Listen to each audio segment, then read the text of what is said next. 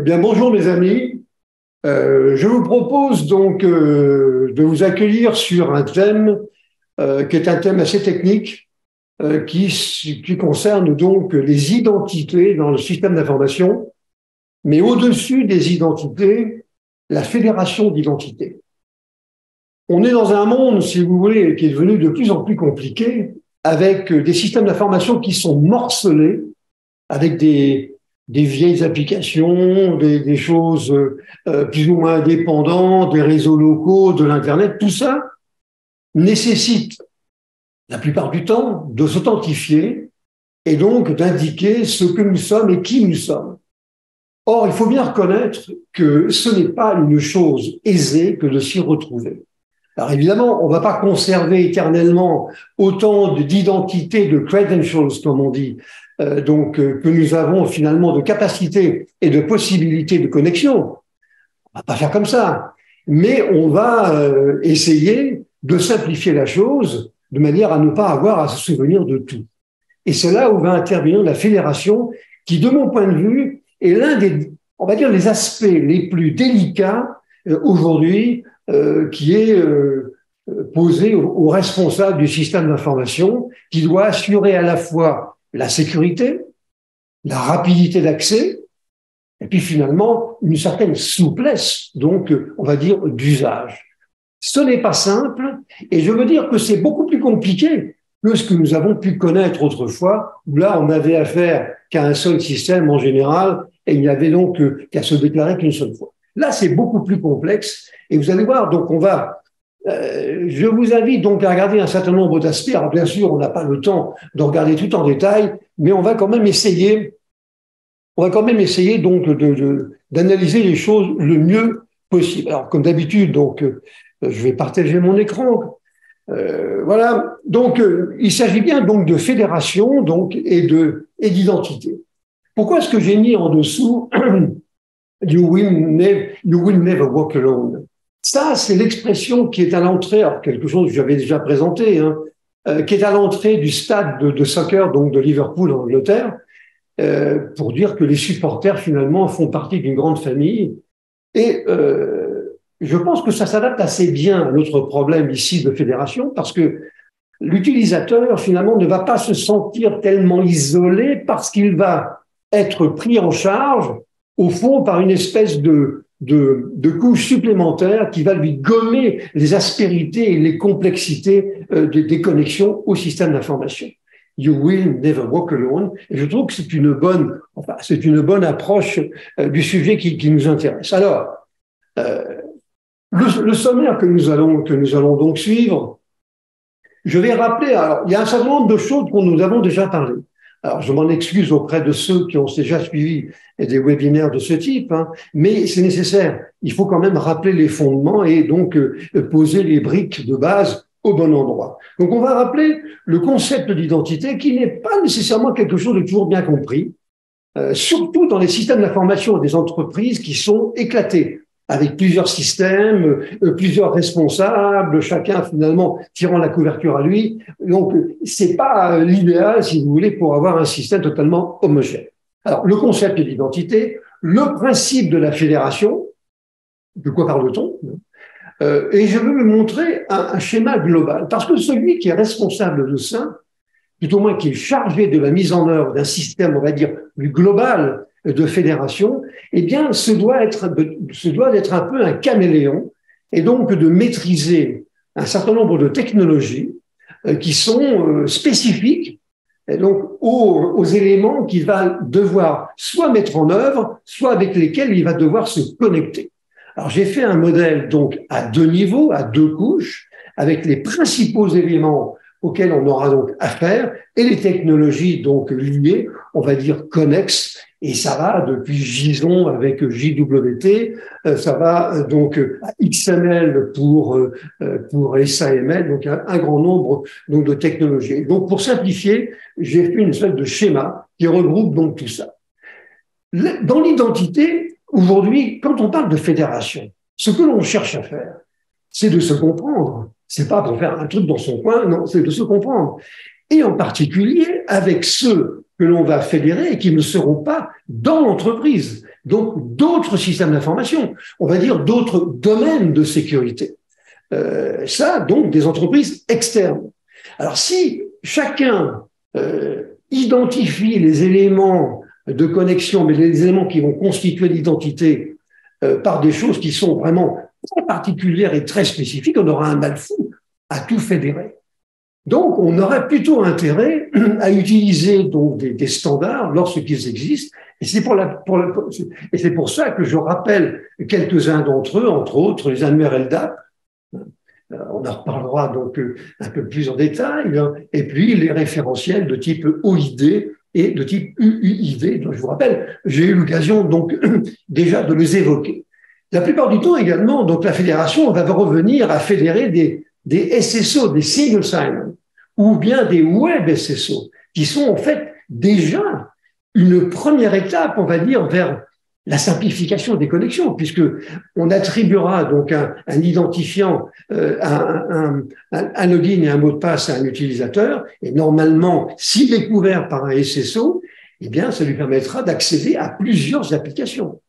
Alors, la fédération va se situer au-dessus de ça, au-dessus de SSO et au-dessus des web SSO qui peuvent exister. On va insister assez longuement sur la fédération XML. Donc, celle de SAML, qui est donc un standard maintenant très connu. Je pense qu'il est quand même un peu sur la pente descendante. Parce que maintenant, il y a des choses différentes qui sont arrivées, sans doute un peu plus simples, peut-être moins verbeuses qu'est la formulation donc XML de SAML, mais ça reste quand même donc quelque chose qui est absolument incontournable. Alors, quand on fait de la fédération, l'un des problèmes que l'on aura, qui est l'un des plus difficiles à résoudre, ça sera de fédérer également des vieux machins, les vieilles applications dont on ne sait pas très bien qui s'en sert beaucoup aujourd'hui et on ne sait pas très bien non plus comment on se connecte. Et ça, malheureusement, il y en a beaucoup. Des vieilles applications avec souvent l'authentification qui se fait dans une base de données interne à l'application, mais aussi des systèmes, on va dire, de connectique sur des réseaux. Par exemple, c'est ce que fait Radius, voire des systèmes qui ont été longtemps utilisés donc par Microsoft, qui est celui donc de Kerberos, qui a été créé et inventé donc au MIT. Tout ça sont des systèmes qui existent déjà. Donc, on se retrouve devant une forêt de solutions qu'il va bien nous falloir essayer donc de fédérer. Je pense que la montée en puissance aujourd'hui, eh bien, c'est celle de JWT. JWT qui est plutôt destinée, on va dire, à des développeurs. Encore, à mon avis, il faut faire très attention parce que là encore, il vaut mieux éviter de développer des choses trop particulières. Mais JWT, quand même, est un moyen aussi relativement simple qui est fondé sur un formalisme donc JSON, du JavaScript. Eh bien, c'est quand même un moyen qui est très employé aujourd'hui. Dans la mesure où je ne crois pas que les problématiques de fédération soient encore pendant longtemps du ressort des entreprises, je pense que ça se développe et on va dire, ça se déplace de plus en plus vers le cloud et d'autres prestataires, eh bien, on trouvera, à mon avis, de manière évidente, donc des applications spécifiques qui auront été écrites avec JWT. Et donc, je pense que le cloud, eh bien, sera donc l'avenir dans ce domaine. Alors, je rappelle, je radote, mais je rappelle des choses parce que c'est vraiment essentiel. D'abord, le concept de fédération, il appartient à, on va dire, à un concept plus global que l'on appelle le AHA. Autorisation, habilitation et accès. Et je crois que dans ce domaine, il est absolument impératif qu'on prenne soin de partager et de parler le même langage. C'est pour ça que je rappelle encore une fois ce qu'est une entité. Une entité, c'est donc une personne physique ou morale. Ça peut être aussi une ressource, ça peut être un matériel, ça peut être une application, ça peut être un groupe d'entités, d'ailleurs, donc individuelles, et donc qui donc sera donc caractérisé, on le verra, par une identité. Ça peut être un employé, ça peut être un partenaire, ça peut être un fournisseur, etc. Et donc, une entité, une personne par exemple, sera tout à fait susceptible d'avoir plusieurs identités numériques. Ça dépendra donc, bien entendu, de l'environnement. Alors, ce qu'on appellera donc les credentials, ce sont toutes les informations qui peuvent être utilisés pour authentifier une entité, c'est-à-dire le nom, le prénom, une clé publique éventuellement, enfin un certain nombre de choses qui vont donc constituer donc cette fameuse identité, mais j'ai eu l'occasion déjà d'en parler. Alors, l'identité. L'identité, c'est donc l'ensemble des caractéristiques par lesquelles on va donc définir et décrire une entité. L'identité, c'est la personne, et donc l'identité, c'est la manière avec laquelle je vais pouvoir donc décrire cette personne, par exemple, ou une application. Alors, ça sera constitué d'attributs. Alors, mon rôle aujourd'hui ne sera pas d'entrer dans le détail, on l'a déjà fait. Hein. Donc, des attributs, ça dit le nom, ça peut être un état, par exemple, pour une application qui est active ou qui est au contraire suspendue, vous voyez, un certain nombre de choses comme ça. C'est très important. Alors, on a toujours la difficulté de choisir entre le très compliqué et finalement le très simple. Bien entendu, on essaiera de faire simple, mais on ne pourra pas toujours. Et si on écoute tous les utilisateurs et ce qui existe déjà, eh bien, on aura peut-être du mal, on va dire, à faire le ménage et réduire, on va dire, le niveau de complexité que l'on trouvera donc là-dedans. L'identifiant, j'insiste beaucoup sur ce point-là, parce que la description, la définition d'un identifiant est très différente selon les endroits où on se trouve. Un identifiant, de mon point de vue, en tout cas, c'est ce qui va donc caractériser une identité, mais qui est immuable. Vous voyez, autant une identité pourra changer, parce qu'une personne pourra déménager, donc l'adresse ne sera plus la même, ou changera donc de compagnie. Un identifiant, c'est quelque chose qui le caractérise. Dans une entreprise, l'identifiant, on a beaucoup de mal à choisir quelque chose qui soit à la fois sécurisé et qui soit unique.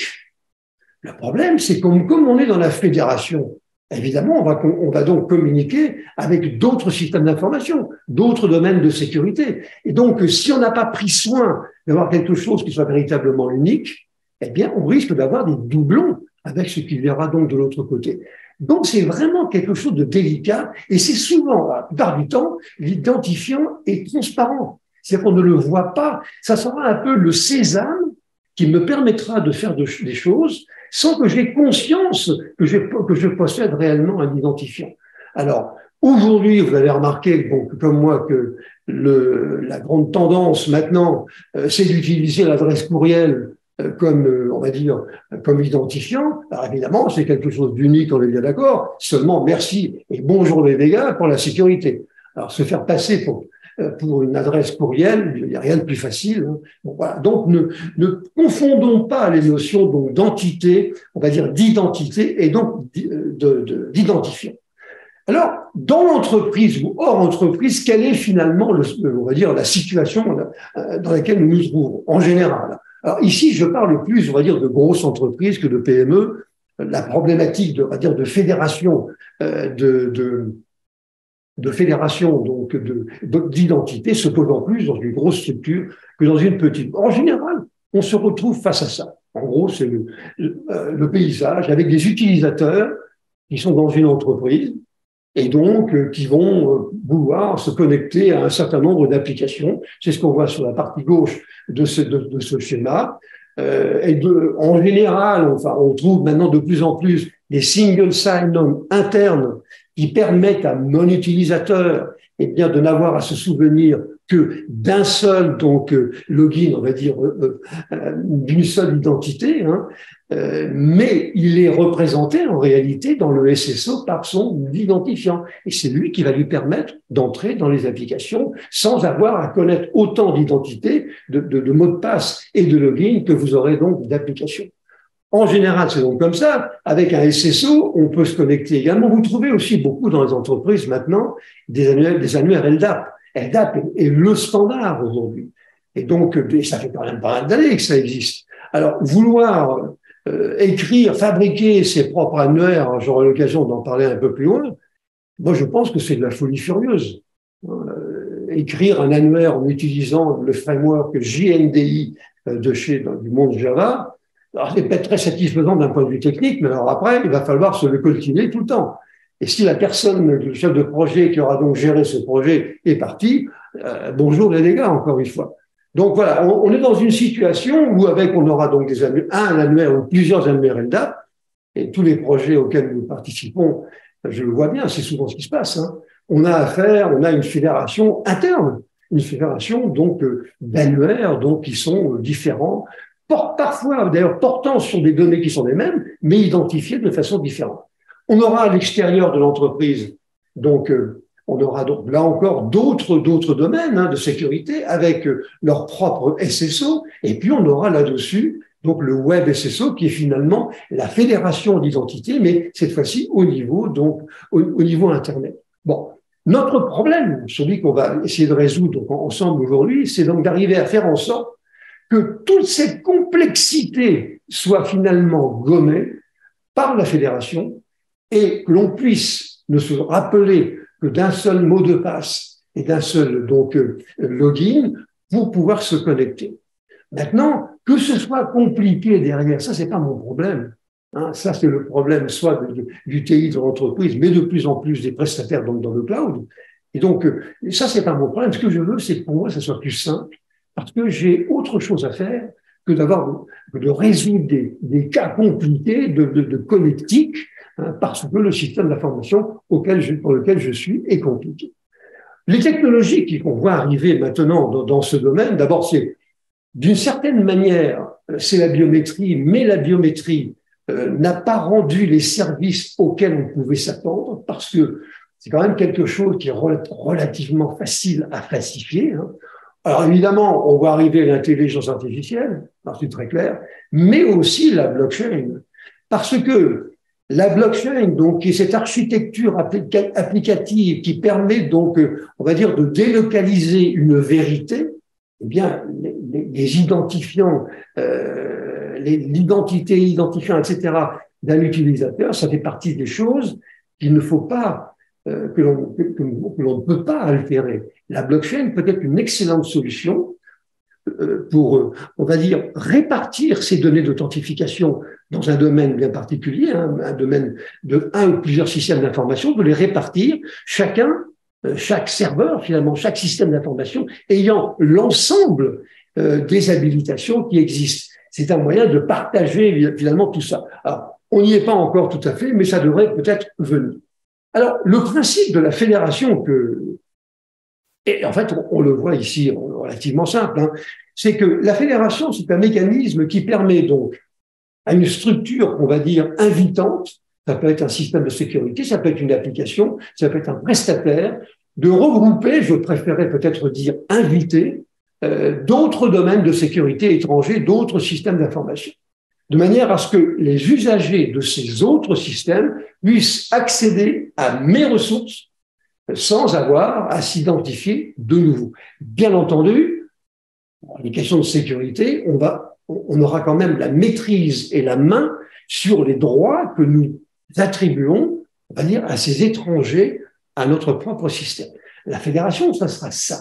Alors, vous voyez sur le schéma qui est ici en bas à droite, le petit dessin qui est en bas à droite, hein, je l'avais déjà dit, c'est que le problème, c'est que tout est très compliqué et qu'on a aujourd'hui un état de fait avec, vous avez, je vous disais, donc des serveurs Radius, vous avez des systèmes qui sont fondés sur le protocole SCIM, qui est un protocole d'échange donc d'informations d'identité. Vous avez des architectures à clé publique, vous avez des KPI, des PKI, vous avez des gens qui ont fait des développements spécifiques, vous avez déjà du Kerberos, vous avez déjà des systèmes qui existent, du SAML, de l'Active Directory, bien entendu. En général, les réseaux locaux sont gérés comme ça, mais vous avez encore des anciens réseaux qui sont encore sous des annuaires de type Novell. On pourrait croire que ça n'existe plus, mais ça existe encore. Novell avec NDS. Donc, on a un système qui est terriblement hétérogène. Et donc, la fédération doit pouvoir simplifier ce paysage. Alors en fait, globalement, c'est ce qui est montré ici sur ce schéma. Vous avez donc 3 utilisateurs ici qui appartiennent donc, on va dire, à un système d'information donc différent, et donc qui sont connectés à leur propre fournisseur d'identité. En interne, on vous attribue donc identifiant, donc login et mot de passe. Bien, mais chacun de ces utilisateurs veut pouvoir se connecter ailleurs. Bon, Alors, pour cela, il doit se déclarer dans un niveau supérieur qui est celui d'une fédération d'identité, et ce rôle on va dire, de l'élément qui va permettre aux utilisateurs de se connecter donc à l'extérieur, on va appeler ça un IDP. Donc, c'est un fournisseur donc d'identité, Internet Provider. Donc, c'est vraiment. Alors, quand, à un moment donné, quand mon utilisateur 1 va vouloir se connecter au domaine de service numéro 2, eh bien, il fera la demande, mais tout ceci étant évidemment transparent, hein, on va pas taper à chaque fois un login, il va donc faire une demande de jetons. Un jeton, ça va être quoi? Ça va être un petit fichier qui va lui être envoyé par le fédérateur, celui qui s'occupe de la fédération, dans lequel, eh bien, c'est un jeton, donc, on va dire, d'autorisation. Et avec ce jeton, qui comporte un certain nombre de choses, et qui en particulier, dans le cas, par exemple, de SAML, hein, qui est une assertion, donc XML, le jeton, eh bien, il est signé, ce jeton. Donc, il est signé, c'est-à-dire qu'il est chiffré. C'est donc l'empreinte du jeton qui est chiffrée avec la clé privée, donc, de l'IDP. L'utilisateur reçoit ce jeton, eh bien, pendant un certain temps, il peut se connecter à d'autres systèmes d'information. Voilà. C'est ça le principe. Donc, ça permet donc d'ouvrir les autres. Alors, une chose qu'il faut voir également, c'est que la fédération peut être aussi bien interne qu'externe. On remarque quand même que de plus en plus d'entreprises ont mis en œuvre donc la mécanique SAML, entre autres, ou JWT maintenant, pour assurer cette fédération, mais cette fois-ci en interne. Alors, d'une certaine manière, ça pourra quand même simplifier les choses lorsqu'on voudra se connecter à d'autres entités à l'extérieur. Mais bon, voilà, c'est ça la fédération. C'est donc un moyen, eh bien, quand même, d'être un peu moins seul, d'être un peu moins déconnecté et d'avoir un système qui soit un peu plus simplifié. Alors, je vous disais que, malheureusement, heureusement, hein, le métier, on va dire, de fédérateur dans une entreprise est un métier qui nécessite d'avoir beaucoup de compétences. Et dans des domaines qui sont extrêmement variés, c'est ce que je vous représente donc ici. Alors, vous voyez, vous avez donc deux couches. La couche interne, c'est ce à quoi nous sommes confrontés en tant que fédérateurs directement. Et je vous ai mis avec les mêmes couleurs, hein, je vous ai mis quelles sont les technologies principales qui sont liées à ces éléments auxquels nous sommes confrontés. Par exemple, SAML, alors évidemment, c'est fondamental. Hein. SAML, c'est donc du XML. Donc, il faut quand même savoir faire la différence entre un fichier XML et puis une vache hollandaise. Voilà, donc, c'est quand même des choses qu'il faut connaître. Maintenant, être un spécialiste de XML, non. Parce que les assertions XML de SAML sont générées d'une manière automatique. Mais je pense qu'il ne faut pas non plus mourir idiot et donc avoir une idée quand même de ce qu'est un fichier XML, c'est pas une mauvaise chose. Le SAML exploite des techniques de chiffrement asymétrique avec une clé privée et une clé publique. Donc, ce qui lui garantit, donc, on va dire, une robustesse quand même très importante. Malheureusement, peut-être des temps de réponse qui sont peut-être un petit peu moins bons. Voilà le premier monde, hein, donc SAML, en dehors du fait qu'il faut connaître, bien entendu, la mécanique SAML. Kerberos, j'en dirai juste un mot tout à l'heure. C'est cette technologie qui a été créée donc au MIT, qui elle utilise de la cryptographie symétrique. Alors beaucoup plus rapide, mais qui ne garantit pas donc la sécurité dans les mêmes conditions. Alors Kerberos, c'est quelque chose de complexe donc à comprendre, mais d'une manière assez sécurisante quand même. On trouve encore aujourd'hui beaucoup de systèmes d'information dans lesquels vous avez donc déjà une première fédération, fédération Kerberos. Et donc, mon fédérateur d'identité, lui, qu'est-ce qu'il va devoir faire? Eh bien, ça sera fédéré au-dessus de mettre donc une couche au-dessus de Kerberos et au-dessus de SAML. JWT, je vous l'ai dit, donc, c'est JSON Web Toolkit, donc c'est une technologie qui utilise le formalisme JSON. C'est une API, ce sont des API qui permettent de fabriquer, donc c'est plutôt orienté vers les développeurs, qui permettent donc de fabriquer, on va dire, cette couche de fédération. Alors, je vous l'ai dit danger tout à l'heure parce que développer quelque chose de spécifique dans ce domaine, moi je pense qu'il vaut mieux l'éviter parce que les ennuis viendront après. Hein. Quand il faudra faire la maintenance, que vous voyez, aujourd'hui par exemple, vous avez l'arrivée de Windows 11 sur le marché au niveau des postes clients, ce qui n'est pas, on va dire, la donnée la plus simple à mettre en œuvre. Et donc, heureusement, il n'y a que 25% des postes de travail qui ont basculé sur Windows 11. Ça nous pose des problèmes. Et donc, si vous avez fait du développement spécifique pour la fédération, eh vous allez avoir des ennuis au moment de l'intégration donc de Windows 11. Ce que nie évidemment Microsoft, mais Microsoft, on peut discuter avec eux, et là, en l'occurrence, ils ont tort, parce que ça complique les choses. Ensuite, quand on regarde l'identité elle-même, alors bien entendu, la fédération, normalement, n'a pas à donner son avis sur les identités qui sont portées par les différents éléments qu'il faut fédérer. Mais il faut savoir de quoi il s'agit. La biométrie, les particularismes que l'on va avoir avec les mobiles, et puis les objets connectés, c'est pas la même chose. Les échanges avec le protocole que j'évoquais, donc SCIM, donc d'échange d'informations de nature donc identitaire, il faut avoir une idée quand même des données qui sont associées donc à l'identité à l'extérieur, par exemple les rôles, les profils, les droits d'accès, voyez, les comptes, tout ça. Bien, il faut avoir également une idée, parce que peut-être faudra-t-il aussi fédérer ça, des données qui sont hors contrôle, celles des GAFAM en particulier. Et puis ce fameux BYOID, c'est-à-dire l'identité qui est fournie, oui, qui est fournie par ailleurs.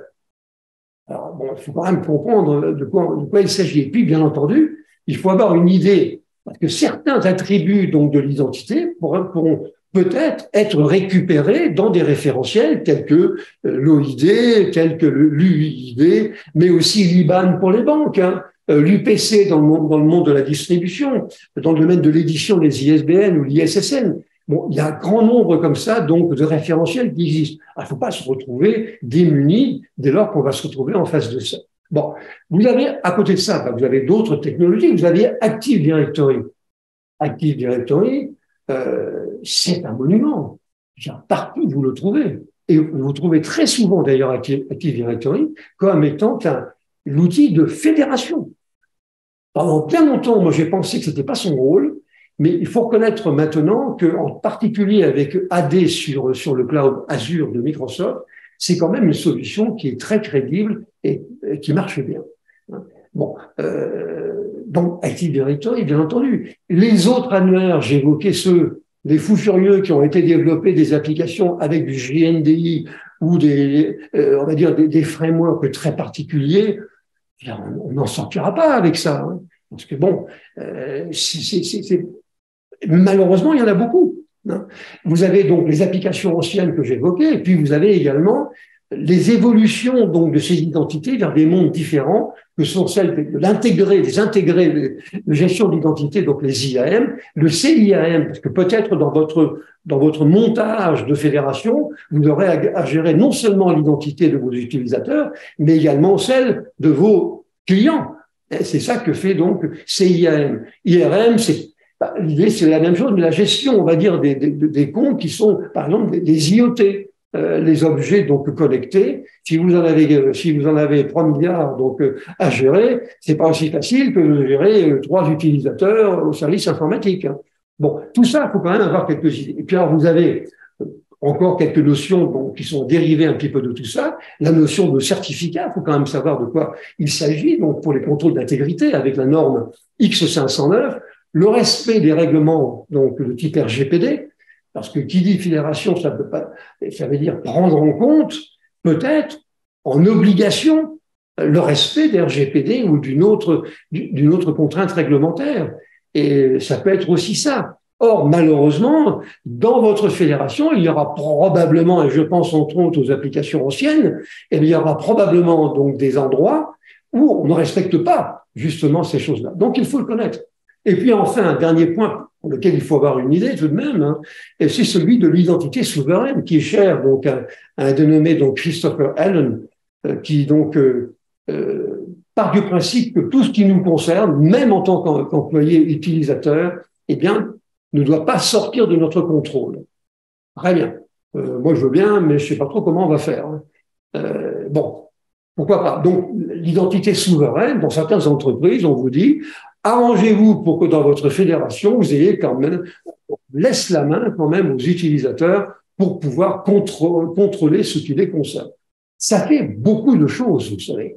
Et c'est vraiment on va dire un métier, fédération, gestion d'identité, qui n'est pas simple du tout. Et encore, je ne parle pas du côté métier, pharmacien, banquier ou autre. Non, non. Là, je regarde que cet aspect. Donc, de mon point de vue, on va d'une manière assez évidente vers une sous-traitance de tous ces aspects à des prestataires externes, qui la plupart du temps se trouveront donc dans le cloud. La partie technique, on va dire, de fédération, que nous devons quand même comprendre, parce qu'on ne peut pas communiquer avec des prestataires si on ne comprend pas ce qu'ils font, eh bien, elle sera, à mon avis, sous-traitée. Et à mon sens, dans des proportions qui seront de l'ordre de 70 à 80%. Alors, il restera bien entendu des cas où on gardera à la maison la maîtrise, je parle de la maîtrise technique, donc de cette fédération d'identité. À mon sens, on gardera que 20% ou 30% pour des questions en général de sécurité, voire réglementaires, quand on parle donc des applications donc, du gouvernement, par exemple. Bon. Vous voyez, donc ce métier, on va dire, de fédérateur. Alors, je rappelle, c'est simplement pour être le plus complet possible, je rappelle donc deux référentiels hein, qu'on peut pas ignorer parce que il facilite la fédération. Hein. Je vous l'ai dit tout à l'heure que le mieux, c'est encore que tout le monde partage le même langage. Hein.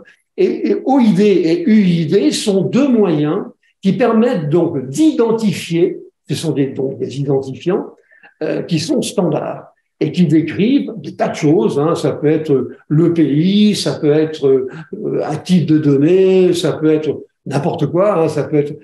Et vous avez comme ça, c'est une suite numérique qui est donc standardisée, normalisée, hein, qui est un peu compliquée avec des chiffres, des nombres qui sont séparés par des points, mais qui permet d'identifier donc un élément bien précis du système d'information. Et l'avantage, c'est que je suis certain que celui que je veux fédérer en plus, qui est à l'extérieur, eh bien, s'il utilise OID, eh bien, ce sera pareil. Donc, on aura un socle qui sera commun. On va dire, l'autre exemple, c'est celui donc de UID, pareil. Hein. Là, c'est un petit peu différent. Ça concerne, on va dire, plus les serveurs, on va dire, et puis les utilisateurs. Alors, il y a un certain nombre de formats UID qui existent, mais c'est pas une mauvaise chose. Dans votre annuaire LDAP, s'il existe, et dans votre SSO Single Sign-On, peut-être est-il bon d'insuffler maintenant des descriptions donc de type UID qui ont l'avantage d'être normalisées. Et donc tout le monde se comprendra. Il y a un certain nombre on va dire, d'exemples que l'on pourrait donc utiliser. Alors c'est plus ou moins, il y a des descriptions UID qui sont fixes. Vous avez des descriptions qui changent tout le temps. Il y en a qui sont plus ou moins, on va dire, fragiles, hein, certaines sont plus susceptibles d'être cassées. Je pense en particulier à l'adresse physique MAC Ethernet que vous trouvez dans certains formats, le format numéro 1, et qui permet de retrouver l'identité parce que ça reste dans l'ensemble de l'utilisation du UID. Ça reste. Donc, on peut retrouver donc un utilisateur comme ça. Alors, plus ou moins donc de sécurité avec tout ça. Donc, UID et OID. LDAP, ça mérite quand même d'être un tout petit peu plus analysé. LDAP, c'est donc l'annuaire qui vous permet donc d'enregistrer dedans tout ce qui vous paraît nécessaire pour construire ce qu'on va appeler un DIT, donc un arbre, une arborescence hein, de l'annuaire. Alors, un annuaire LDAP, pourquoi est-ce que je recommande toujours de travailler avec LDAP? Parce qu'il existe, d'abord c'est un standard qui existe depuis longtemps et qu'il existe pléthore d'API pour pouvoir naviguer dans un annuaire LDAP, aller rechercher donc une information, la récupérer, mettre à jour ces choses-là. Donc, si on peut l'utiliser, il faut y aller.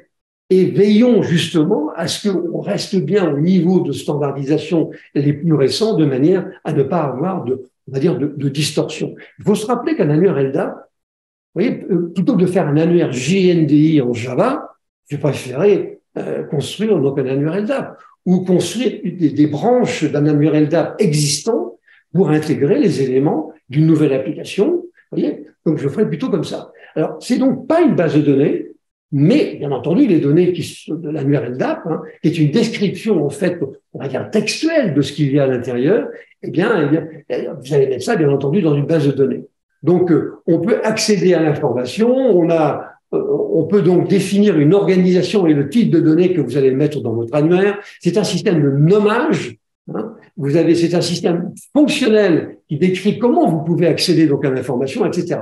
C'est donc très pratique, et donc beaucoup de structures aujourd'hui, de gens qui montent finalement des projets de type SSO, qu'il va donc falloir fédérer, eh bien, sont fondés sur des annuaires LDAP.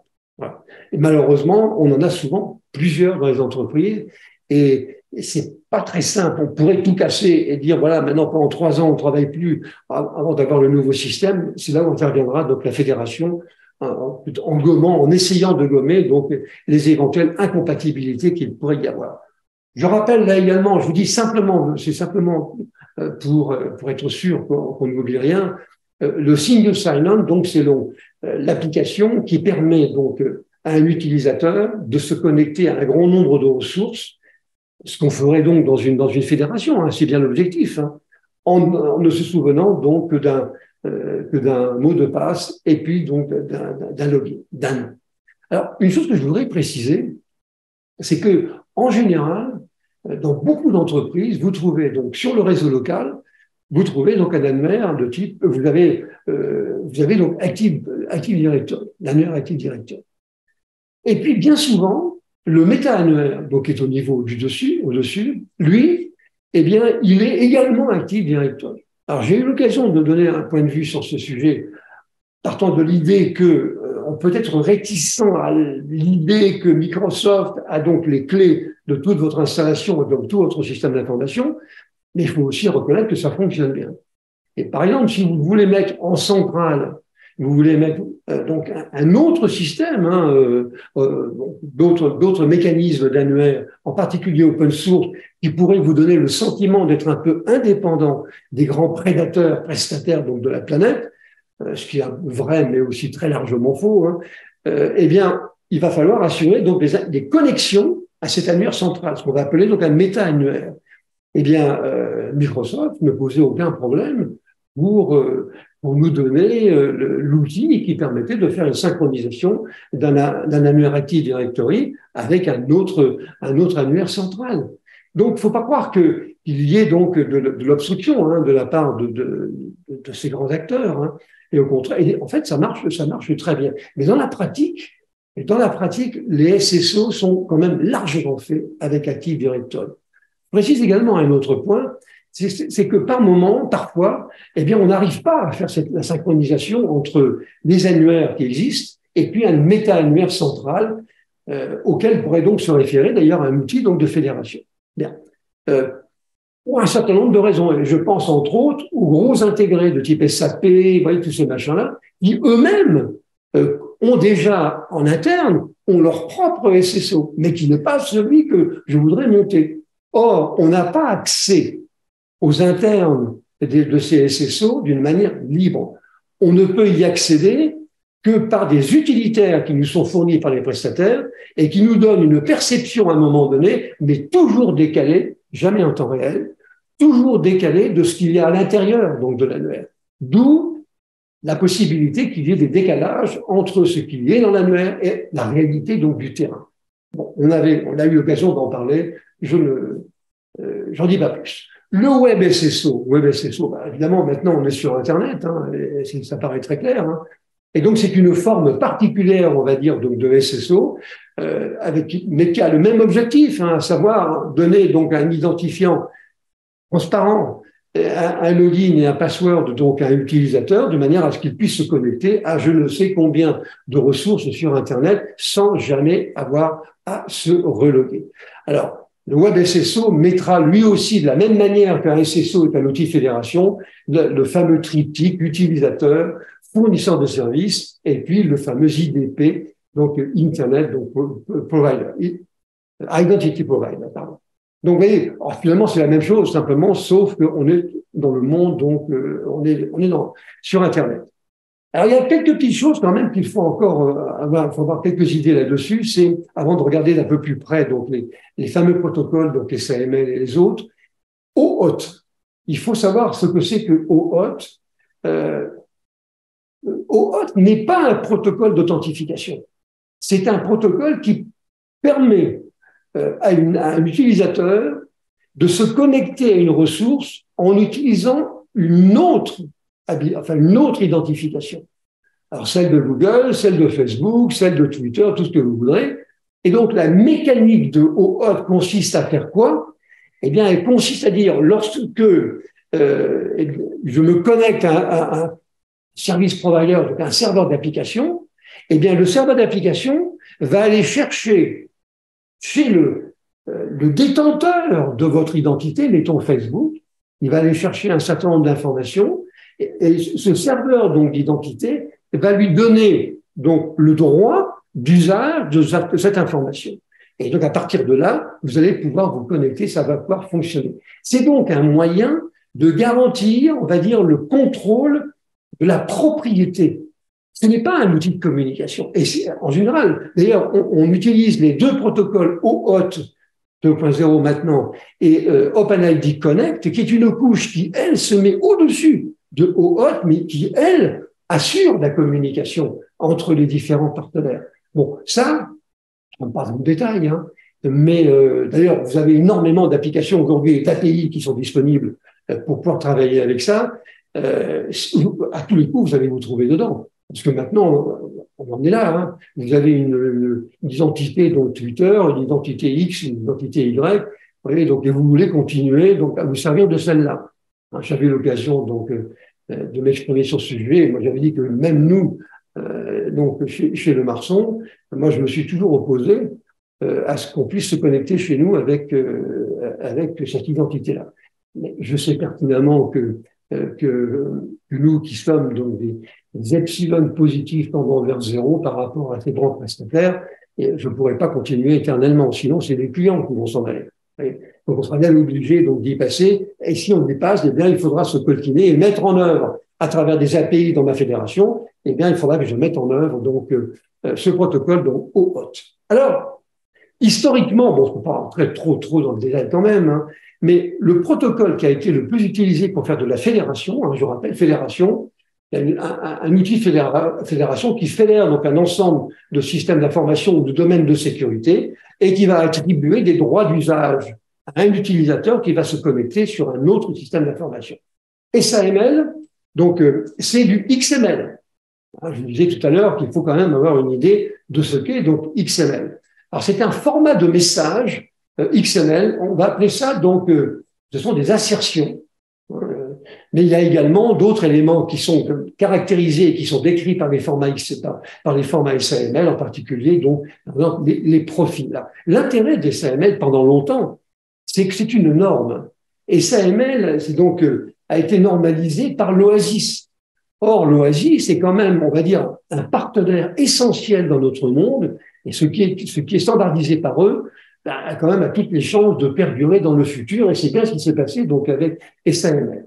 Alors, c'est uniquement donc du XML. Hein. Alors, il utilise SAML. Je vais vous montrer un exemple. Donc, il utilise donc des formalismes qui viennent de différentes grammaires XML. Hein. Vous savez ce qu'on appelle les grammaires XML. Et donc, avec deux usages différents pour faire des SSO internes et puis des SSO et une fédération d'identité avec les partenaires. SAML, donc qui au fond, c'est ce que montre le schéma donc ici à gauche, et finalement c'est un peu le douanier hein, entre les systèmes donc d'information, et c'est lui qui va permettre donc attribuer à un moment donné des assertions, ce qu'on pourrait appeler aussi un jeton, donc c'est pareil. Hein. Et donc il va attribuer donc un jeton ou une assertion pour qu'un utilisateur puisse se connecter à un certain temps sur une autre ressource qui ne fait pas partie de son périmètre. Alors on retrouve dans SAML, mais dans Web SSO, c'est pareil. On va retrouver les trois personnages, toujours les mêmes, l'utilisateur, le fournisseur donc d'identité, hein, et puis le fournisseur du service. Alors, le fournisseur d'identité étant le IDP. Et si moi, utilisateur, je veux me connecter à une ressource qui est fédérée par SAML, je vais m'adresser à l'IDP. est-ce que tu connais? Alors, je vais lui donner mon login, mon password pour me connecter au fournisseur d'identité. Et c'est lui qui va faire le contrôle, qui va s'assurer que j'ai le droit de me connecter à un autre système d'information. Et s'il décide que c'est possible, eh bien, il va m'attribuer donc une assertion, il va m'attribuer donc un jeton XML qu'il va chiffrer avec sa clé privée et qui va me permettre de me connecter donc à l'extérieur. Et moi, finalement, j'aurai à me souvenir que d'une seule chose, dire mon mot de passe et puis mon nom. C'est tout. Et donc, c'est quand même une bonne chose. Alors, SAML va donc standardiser donc plusieurs choses. Alors, je vous l'ai dit, on a les assertions, mais les assertions, ça va constituer, donc je vais vous en montrer une qui est une assertion complète d'authentification, les attributs et les droits. Il y aura trois types d'assertions: assertion d'authentification, donc assertion donc d'attributs, et puis assertion de décision donc d'autorisation. Je vais donner l'IDP, SAML va donc donner le droit d'usage. On appellera ça donc une assertion de décision d'autorisation. Alors, honnêtement, on n'a pas trop à rentrer dans le détail du formalisme et puis de ce qu'il y aura dans chacune donc de ces assertions. Mais bon, c'est pas forcément quelque chose qu'il faut rejeter a priori. On n'est pas obligé. C'est pas vraiment notre cœur de métier, mais avoir une petite idée de ce que c'est, à mon avis, c'est quand même pas une mauvaise idée. Alors, dans une spécification SAML, vous aurez donc les protocoles, les bindings. Les bindings, c'est ce qu'on appelle le mapping. En fait, c'est ce qui permet donc de poser SAML sur des réseaux existants. Un réseau existant qui peut être ça peut être un vieux réseau de type IBM SNA, ça peut être une messagerie SMTP, pourquoi pas. Donc c'est le lien entre l'infrastructure de communication qui est en dessous avec donc le SAML. Bon, voilà. Donc c'est une architecture qui est très connue. Regardez l'allure qu'a une assertion donc SAML. Alors évidemment, quand on voit ça, la première chose que j'ai envie de faire, c'est de partir. Bon, mais encore une fois, je vous rappelle que c'est pas nous qui écrivons ça. Ça, c'est généré d'une manière automatique par un élément, qui est en fait le serveur HTTP, et donc il va générer on va dire, ce fichier, car c'est un fichier. Et là, vous voyez, alors d'abord, c'est bien du XML. C'est pour ça qu'il faut avoir quelques idées quand même sur ce qu'est XML. Voilà, ici, on a donc un certain nombre de grammaires donc XML qui sont utilisées, qui sont représentées, on le voit avec par exemple, SAML, assertion, et tout à fait en bas, donc la barre oblique SAML assertion.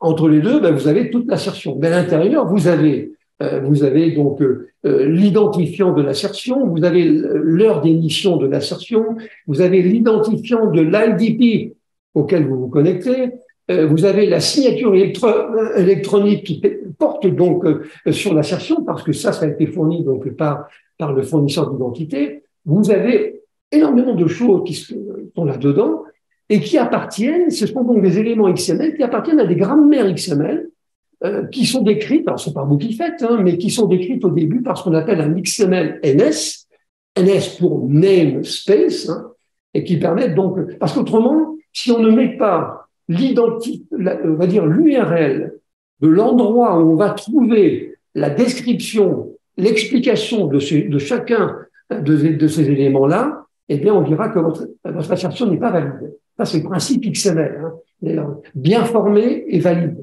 Principe donc XML. Donc, c'est quelque chose quand même qui est compliqué. Et ça représente quoi ici? Eh bien, l'assertion, c'est une assertion, donc XXXX, n'est pas mise donc identifiant, a été émise à YYYY par le fournisseur d'identité, donc https idp exemple.org SAML.2, qui concerne tel sujet spécifiquement pour le fournisseur de services auquel vous voulez vous connecter. Ce truc-là est généré donc par votre application, ou alors vous l'avez fait générer mais par une API, mais c'est pas vous qui allez écrire ce qu'il y a là-dedans. Je dis simplement que c'est pas une mauvaise chose quand même d'avoir une petite idée de la façon dont tout ça s'est construit. Alors, vous avez compris tout de suite que, évidemment, c'est compliqué. Enfin, ça paraît compliqué. Et lorsqu'il y a un problème, il arrive quand même qu'il soit nécessaire quand même de rentrer dans le formalisme XML. Et là où c'est là où on se dit, ah, si j'avais su, j'aurais, bon, oui, non. Donc, a priori, on ne devrait pas trop avoir de difficultés, mais c'est quand même, ce qui est généré quand même quelque chose de compliqué. Alors, vous me direz, mais alors, pourquoi ça a eu autant de succès? D'abord, c'est la neutralité de la plateforme ACML, qui est vraiment indépendante de tout ce qu'on va trouver dans le système d'information. Donc, un moyen d'assurer une fédération tous azimuts, ça c'est vrai, avec un cadre de sécurité qui est indépendant de la plateforme technique qu'il utilise. Donc, il y a le propre système de sécurité de SAML. Bon, c'est une nouvelle, comme disent les anglo-saxons, expérience donc utilisateur. En fait, c'est un grand SSO qui est basé sur un protocole standard qui s'affranchit de tout. On n'a plus qu'un seul mot de passe à connaître et puis un seul nom à connaître. Et là, on se débrouille. Je suis en interne, ça marche. Je suis à l'extérieur, ça marche. Je suis sur la planète Mars, ça va toujours. Et j'ai pas besoin de me souvenir donc d'identifiants donc différents. Mais c'est une espèce, on va dire, de super SSO. Mais ce super SSO va devoir fédérer des SSO existants. C'est bien ça qu'il faut avoir en tête. Alors, pour le fournisseur de services, c'est évidemment donc une réduction de la complexité. Oui, c'est très simple finalement à mettre en œuvre et je pense que globalement, la sécurité y gagne. Alors, attention, c'est pas imperméable. Il y a eu beaucoup d'intrusions anormales qui ont été effectuées avec des attaques assez violentes là-dedans. Mais encore une fois, vous ne pouvez pas tout protéger. Là, l'objectif, même si le système de sécurité est quand même amélioré, mais l'objectif de la fédération SAML, c'est quand même de simplifier. C'est pas de bétonner. On voudrait bien, mais on peut pas garantir donc on va dire, une imperméabilité absolue. Ça, c'est pas possible. En tout cas, grand succès. Sauf que maintenant, je pense que ça commence légèrement à baisser. Alors, vous avez dit que avec SAML, d'autres, d'ailleurs, on doit tenir compte donc de technologies qui existent. Je vous les ai simplement donc rappelé ici, parce que, par exemple, les serveurs Radius, donc qui est un protocole qui permet donc on va dire à une entité de reconnaître des éléments physiques et logiques donc d'un réseau, parce que Radius est vraiment orienté réseau, et donc qui permet donc de valider une demande de connexion. Mais on va dire que c'est plutôt une connexion plutôt physique de la chose. C'est un petit peu différent. Et puis, vous avez également tout le monde de la WS Fédération. Donc, c'est une spécification qui remonte assez loin. Mais il y a encore beaucoup de systèmes qui sont construits avec ça, parce qu'à l'origine, c'était BEA, avant même d'être racheté par Oracle. Vous voyez, ça remonte avant la guerre 14. Ça a été fait par BMC Software, Computer Associates, IBM, etc. Et donc, c'est une mécanique qui est particulière, encore une fois, avec des standards dedans qui s'appellent WS Security, WS Policy, etc. Et donc, vous trouvez, avec des mécanismes d'ailleurs qui sont assez proches de ceux qu'on pourrait trouver avec Kerberos et donc X509, vous aurez également, s'il est chargé de ça, eh bien, vous aurez à prendre en compte on va dire, ces SSO qui ont pu être construits complètement en utilisant donc les techniques de WS Fédération, un peu comme le serveur Radius. Alors, Kerberos qui veut dire Cerbère dans la mythologie grecque, c'est le gardien. Il règle donc MIT. Et donc là, la différence avec un système tel que SAML ou de type Web SSO qui, lui, est basé sur 3 partenaires, là, il y en a 4. Alors, vous avez le client, c'est le même, vous avez le fournisseur de services, et puis vous avez par contre on va dire l'IDP est divisé en 2. Vous avez celui qui va fournir le jeton, le TGS, et puis le serveur d'authentification. Donc en fait, on a 4 partenaires là-dedans. La caractéristique donc de Kerberos, encore une fois, que l'on trouve dans beaucoup d'endroits, croyez-moi, dans beaucoup d'endroits, et comme c'est quand même une technologie qui est relativement complexe, on sent vraiment que ça vient du MIT, c'est pas facile de rentrer là-dedans, de s'y retrouver, et comment c'est mis en œuvre. Enfin bon, il faut quand même le savoir, évidemment. Et donc, à un moment donné, il faut quand même avoir quelques idées du fonctionnement. Alors, ce sont des mécanismes d'échange de clés qui sont des clés symétriques. Alors, chaque ici partenaire a des clés qui sont plus ou moins connues des autres partenaires, vous voyez, et donc ça permet donc d'authentifier, de garantir la sécurité et le chiffrement également, et la signature de certains échanges, donc qui sont assurés entre les partenaires. C'est quelque chose de compliqué, mais vous allez vous retrouver devant ça. Kerberos. Bien. Alors moi, je pense qu'on est en train de voir la montée en puissance donc de JWT. JWT, c'est une déclinaison JSON qui est donc essentiellement orienté vers un client web, lui-même connecté à un site Internet ou à une application interne, mais qui est d'autant plus important qu'aujourd'hui, eh bien, la grande majorité, on va dire, des applications sont des applications de type web, même si elles sont internes. C'est 95% des applications, même plus. Bon. Alors, la mécanique JWT qui est décrite ici, alors il y a un serveur d'application, il y a donc le service provider, le serveur d'authentification, et puis vous avez l'usager. Donc, la mécanique ici, les échanges qui sont décrits, en fait, elle est organisée en 3 phases. On va identifier le client par un identifiant mot de passe. On va générer un token, c'est le serveur d'authentification qui va le faire, donc une sorte d'assertion, un petit peu la même idée. Et donc, pour chacune des requêtes HTTP, le contenu de ce token va être envoyé à l'application. Donc, ça permettra de s'assurer qu'il n'y a pas d'étrangers ou on va dire, d'imposteurs dans la communication. Alors, je crois, c'est un très très bon candidat aujourd'hui pour faire du développement de type fédératif. Le token tel qu'il est imaginé dans JWT, qui encore une fois est un format JSON. Donc, ce sont des clés-valeurs, clés-valeurs, donc un certain nombre d'éléments là-dedans. On trouve toutes les données qui sont nécessaires. Il y a une date de péremption, au-delà de laquelle donc le token ne sera plus utilisable, comme avec SAML. Bon. Et il est donc destiné donc aux développeurs dans les entreprises, mais il faut quand même tenir compte aussi du fait que beaucoup de produits aujourd'hui et d'outils sont basés là-dessus. Alors, est-ce qu'il faut apprendre ça? Moi, je crois que oui. Parce que vos prestataires, eh bien, probablement vous présenteront peut-être des solutions très standards, mais de temps en temps, il y aura peut-être des rustines qui auront pu être écrites avec JWT. C'est vraiment dans le sens de l'histoire, à mon avis, donc on peut pas l'ignorer. Et alors, le dernier point, c'est que tout ça, à mon sens, ne pourra aller que dans le cloud.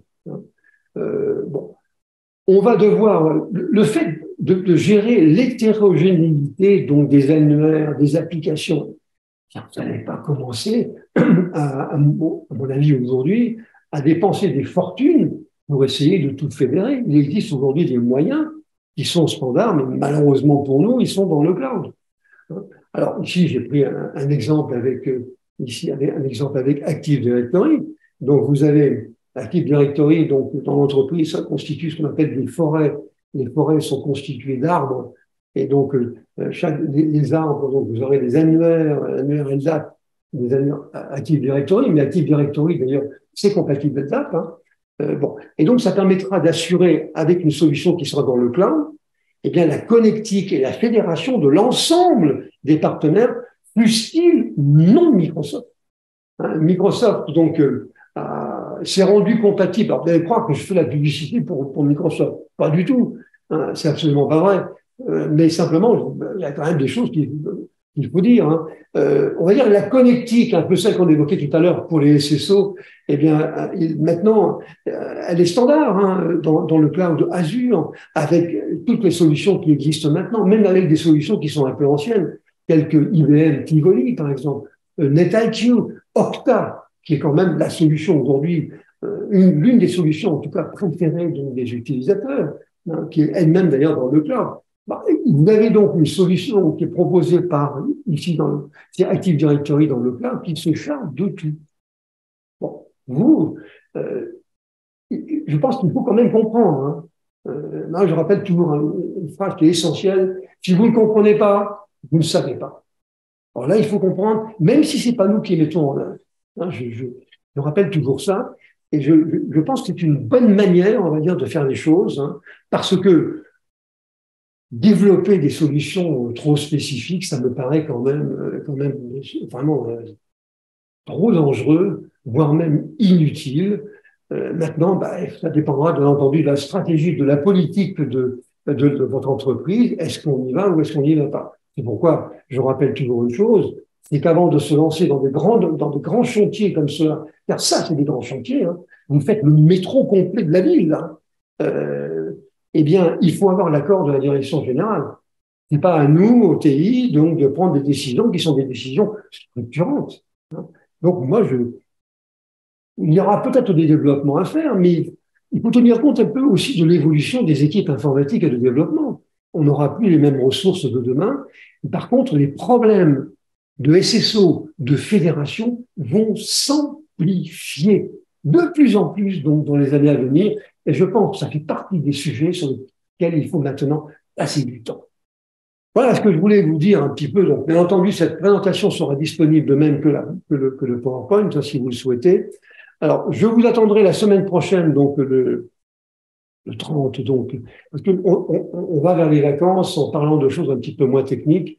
Et je voudrais parler de gens, de personnages extraordinaires que personne ne connaît, qui ne sont ni Bill Gates ni Elon Musk, mais qui sont des gens qui ont fait l'informatique. Alors, des personnages américains, français, canadiens, donc c'est vraiment des gens qu'on connaît beaucoup moins, mais qui, à mon avis, méritent qu'on s'attarde un tout petit peu sur leur parcours. Voilà, donc ça se passera, on va dire, la semaine prochaine, donc le 30 juin. Voilà, voilà ce que je voulais vous dire, chers amis. Alors, bien entendu, vous avez noté que je continue donc d'affirmer des choses, mais à titre personnel, j'ai quand même déjà participé à plusieurs donc, projets de ce type. La diversité, la diversité, on va dire, des technologies qu'on doit prendre en compte, c'est vraiment, on va dire, c'est le caméléon. Il faut être ouvert à tout ça, et ça, c'est pas facile à faire. D'autant plus que très probablement, c'est pas vous qui allez le faire demain. Mais il faut comprendre. Si vous ne comprenez pas, vous ne savez pas. Merci infiniment et à très bientôt.